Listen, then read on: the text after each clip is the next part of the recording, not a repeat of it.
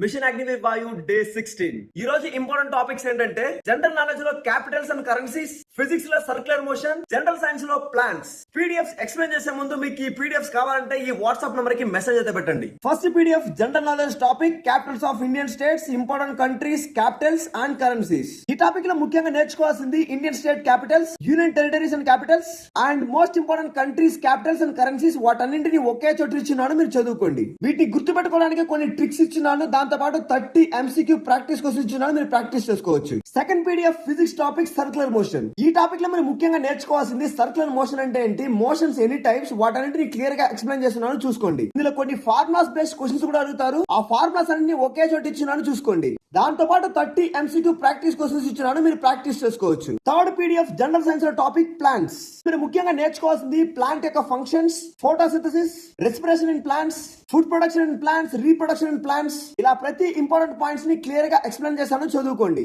ఇందులోనే కొన్ని short tricks ఇచ్చినాను, మీరు చదువుకోండి. దాంతో పాటు 30 MCQ ప్రాక్టీస్ క్వశ్చన్స్ ఇచ్చినాను, మీరు ప్రాక్టీస్ చేసుకోండి.